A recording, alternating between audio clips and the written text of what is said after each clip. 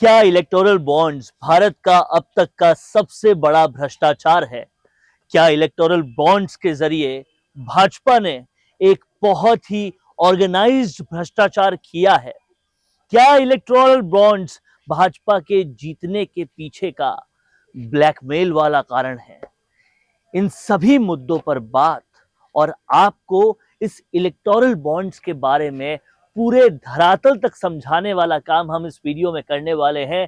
इसलिए इस वीडियो को आप आखिर तक जरूर देखिएगा, क्योंकि ये इलेक्टोरल बॉन्ड्स अगर बहुत बड़ा फ्रॉड है तो जनता के साथ ये फ्रॉड लगभग 2017 से 2024 तक हुआ है, जो कि बहुत बड़ा फ्रॉड हो सकता है। इस पूरे मुद्दे पे बात करेंगे। बात करने के लिए मेरी साथी चेतना शर्मा भी हमारे साथ है, और किस तरह से इलेक्टोरल बॉन्ड्स ने देश को बर्बाद किया है, ये समझने का पहला स्टेप सुप्रीम कोर्ट ने चल दिया है।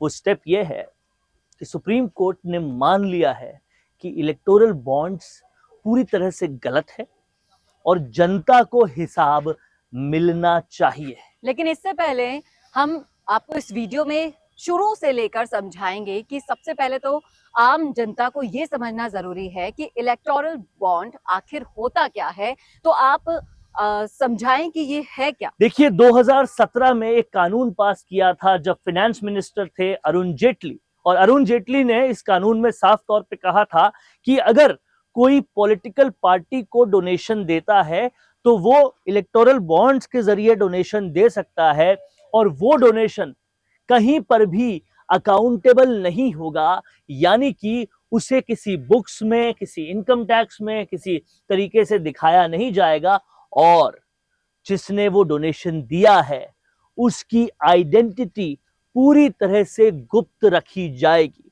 यानी कि वो मोदी सरकार जो आई थी ये कहकर कि मैं काला धन वापस लाऊंगी, क्या वो काला धन बनाने की प्रक्रिया में वापस से लग गई है, जो कि इलेक्टोरल बॉन्ड्स के जरिए है? ये सवाल तब भी उठे थे, लेकिन 2017 से लेकर 2024 तक का वक्त लग गया सुप्रीम कोर्ट को यह समझने, समझाने और फैसला देने में कि इलेक्टोरल बॉन्ड्स गलत है। और इसके साथ ही सुप्रीम कोर्ट ने एक टिप्पणी और की है जिससे समझना बहुत जरूरी है, और वो टिप्पणी यह है कि लोकतंत्र के अंदर जनता को हर पैसे का हिसाब मिलना चाहिए जो कि किसी पार्टी को डोनेट किया गया है। जनता उस हिसाब मांगने की हकदार है। अब इससे आप पूरी परिपाटी में समझेंगे तो लोकतंत्र का मतलब क्या है? लोगों का तंत्र, यानी कि जनता का तंत्र, इसीलिए इसे जनतंत्र भी बोला जाता है। जब कोई जनता का तंत्र है तो उसका मालिक कौन हुआ? उसकी मालिक हुई जनता। क्या कभी ऐसा हो सकता है कि इस जनतंत्र को चलाने के लिए जो पार्टी इलेक्शन लड़ रही है, सत्ता में आ रही है, उसमें मालिक को ही आप नहीं बताओगे कि आपको पैसे कहां से मिल रहे हैं? जी, और कहीं ना कहीं ये बहुत बड़ा सवाल है जिसका जवाब आज हर वो नागरिक जानना चाहता है जो इस प्रक्रिया का हिस्सा बनता है। और जो सुप्रीम कोर्ट ने जो फैसला दिया है वो वाकई में स्वागत योग्य है। स्वागत योग्य है, लेकिन इस फैसले में जो टाइम लगा है वो सवाल योग्य भी है कि 2017 से लेकर 2024 तक का समय, यानी कि 18, 19, 20, 21, 22, 23, 24, 7 साल का समय लग गया सुप्रीम कोर्ट को यह बताने में कि यह पूरी तरह से गलत था। जहां सुप्रीम कोर्ट और हाई कोर्ट लगातार कई मामलों में संज्ञान लेते रहते हैं, क्यों नहीं इस मामले में संज्ञान लिया गया? और अगर जिस तरह से डॉट्स कनेक्ट करके देखे जाते हैं, अगर 2017 से लेकर अभी तक इलेक्टोरल बॉन्ड्स के जरिए बहुत सारे लोगों से पैसा लेकर उनके कई सारे गलत काम छुपाए गए हुए, तो क्या अगर इलेक्टोरल बॉन्ड्स को ब्लैकमेल की तरह यूज किया गया हुआ तो क्यों नहीं अभी तक वो जो साहू था जिनके वहां 350 करोड़ से ऊपर की नकदी मिली थी, उनके ऊपर कोई कार्रवाई हुई? क्या उन्होंने भी तो इलेक्टोरल बॉन्ड्स नहीं ले लिए थे? ये सारे सवालों का जवाब कौन देगा? और इसके सुप्रीम कोर्ट के इस फैसले के बाद अगर आप पूरा सोशल मीडिया खंगालेंगे तो एक बाढ़ सी आ गई है इसका स्वागत करने से लेकर सरकार को घेरने तक वालों की।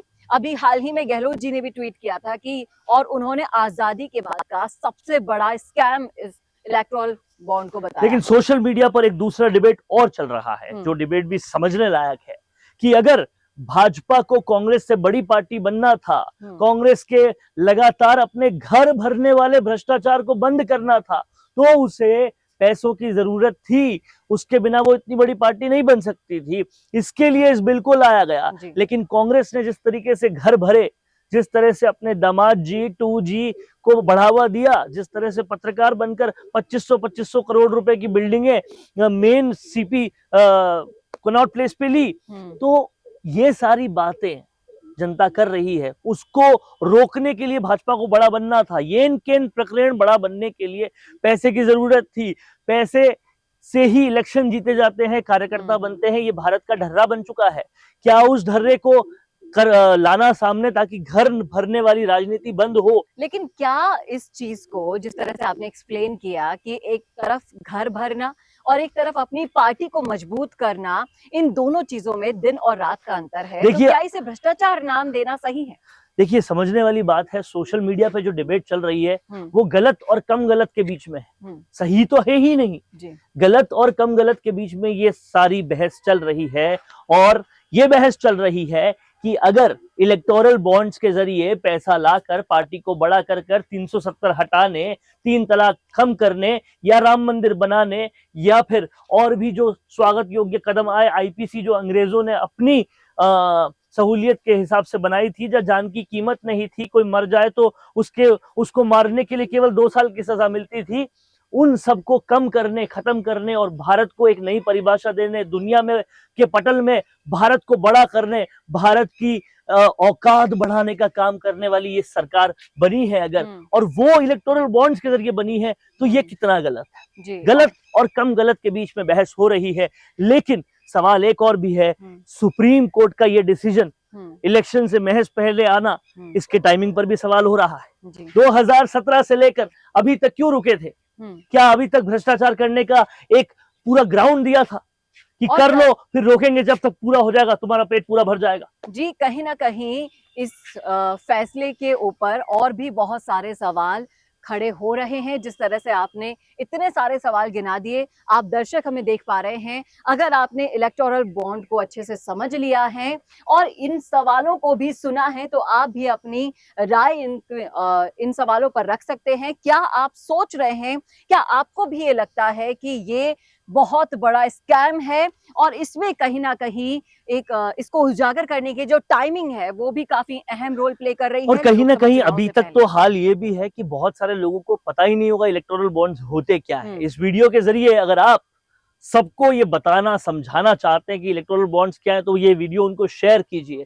ताकि ये आपको भी पता चले कि जिस लोकतंत्र के मालिक आपको कहा जाता है, उस लोकतंत्र के अंदर आखिर चल क्या रहा है। और इसी के साथ साथ मैं आपसे ये भी जानना चाहूंगी कि अब जब ये उजागर हो ही गया है और अब जोड़ तोड़, गणित और ये सारी चीजें भी सामने आ रही हैं, कई सारी रिपोर्ट्स भी सामने आ गई हैं जिसमें फंड्स कितने पार्टी ने लिए हैं, इन सबका डिस्क्रिप्शन आया है। लेकिन ये बीजेपी के लिए कितना नुकसानदायक हो सकता है आगे अगर लोकसभा चुनावों को देख रहे हैं, तो क्योंकि कांग्रेस को मुद्दा मिल चुका है। आप इस बात को समझिए कि बीजेपी के लिए नुकसानदायक होने वाली बात, चाहे अडानी का मामला हो, चाहे इलेक्टोरल बॉन्ड्स का मामला हो, चाहे इससे पहले किसान बिल वापस लेने का मामला हो, बहुत कुछ चीजें हुई है। लेकिन जो जनता है ना, वो एक परिप्रेक्ष्य में सोचती है जी। सबसे पहला उनका सोचने का जरिया ये होता है कि ऑप्शन क्या है, अगर मोदी नहीं तो ऑप्शन क्या है, इसका जवाब दे दे। दूसरा उनका सोचने का जरिया ये होता है कि गलत और कम गलत में ज्यादा गलत कौन है जी। तो वहां पर ये आंसर आता है कि जितनी भी लोग हमारी लीडरशिप में हैं, उसमें जो टॉप लीडरशिप पे आदमी बैठा है, कम से कम वो अपना घर तो नहीं भर रहा जी। जबकि अगर जो ऑप्शन को देखा जाए, उन्होंने तो आज तक घर ही भरा है। कैसे सोनिया गांधी फोर्ब्स की सबसे अमीर औरतों की लिस्ट में आती है, बिना कोई बिजनेस, बिना कोई धंधा, बिना कोई ऑक्यूपेशन हुए? कैसे राहुल गांधी हर 3 महीनों में थाईलैंड में छुट्टी बनाते हैं? कहां से वो पैसा लाते हैं? क्या लोगों के डोनेशन पे चलते हैं, या फिर अपनी मम्मी को फोर्ब्स की सबसे अमीर औरतों की लिस्ट में लाने के लिए भ्रष्टाचार करते हैं। जी ये और सारे सवाल उठते हैं। बिल्कुल, और ये जो सारे सवाल हैं वो वाकई में जनता भी सुन रही है, और आपको भी इन सवालों का जवाब अगर कुछ सूझ रहा है तो हमारे साथ शेयर कीजिएगा। लेकिन इन सारे सवालों को देखते हुए, जैसा कि अभी हमने आपको बताया कि ये जो चर्चा है वो कम सही और गलत के बीच में है, कम गलत और गलत के बीच में है। तो आप इसमें से किसको चुनना चाहेंगे, क्योंकि आपके पास भी अब ऑप्शन नहीं है। अगर मोदी का ऑप्शन आप किसी को देख पा रहे हैं, आपके जहन में कोई नाम आता है, तो वो भी लिख डालेगा, क्योंकि हम भी जानना चाहते हैं कि आपके मन में क्या चल रहा है इस भ्रष्टाचार के उजागर होने पर। आप किसको चुनने वाले हैं, क्योंकि लोकसभा चुनाव आने वाला है और उससे थोड़े ही टाइम पहले इतना बड़ा स्कैम ओपन होना, सुप्रीम कोर्ट का इसे असंवैधानिक बता देना, और इसके साथ जुड़े हुए जितने भी तथ्य हैं वो हमने आपको सब कुछ बता दिया है। अब आप बताइएगा कि आप किसे चुनने वाले हैं, ऐसी सरकार को जो भ्रष्टाचार करके अपना घर भरती है, या फिर ऐसी सरकार को जो फंड्स इकट्ठा करके, चाहे से असंवैधानिक तरीका ही हो, उसे संवैधानिक तरीका बताकर उस फंड्स को इकट्ठा करके अपनी पार्टी को मजबूत करने में लगाती हैं, देश को मजबूत करने में लगाती हैं। क्या है आपकी राय, जरूर लिखिएगा कमेंट बॉक्स में। कैसा लगा आपको विश्लेषण, ये भी जरूर बताइएगा। और ये भी बताइएगा कि क्या आप इस वीडियो के जरिए इस पूरे सब्जेक्ट को, इस पूरे विषय को समझ पाए हैं या नहीं। ऐसे ही वीडियोस हम आपके लिए लाते रहेंगे। तब तक के लिए आप देखते रहिए राजस्थान संवाद। नमस्कार। अब आपको मिल सकती है लाइव चैनल में काम करते हुए पत्रकारिता की डिग्री। यूजीसी अप्रूव्ड यूनिवर्सिटी से मिलने वाली इस डिग्री के साथ आपको मिलेगा लाइव चैनल पर रिपोर्टिंग, एंकरिंग और प्रोडक्शन का काम करने का मौका। काम करने के साथ सीखना, और 70% प्रैक्टिकल और 30% थ्योरी के पैटर्न से सिखाते हुए आपको एक पूरा कोर्स करवाया जाएगा। यही नहीं, यहाँ आपको इंडस्ट्री के हिसाब से ट्रेन करने के लिए आज तक सी न्यूज और कई चैनलों में काम करने वाले लोग लेक्चर्स देंगे। साथ ही परमानेंट फैकल्टीज भी इन चैनल्स और अखबारों में लंबा एक्सपीरियंस ले चुके लोग भी होंगे। इसके साथ ही टीवी, न्यूज़पेपर जैसे ट्रेडिशनल मीडिया की लाइव प्रैक्टिकल ट्रेनिंग के अलावा आपको यहाँ पर डिजिटल मीडिया और डिजिटल मार्केटिंग भी इंडस्ट्री नीड्स के हिसाब से सिखाई जाएगी।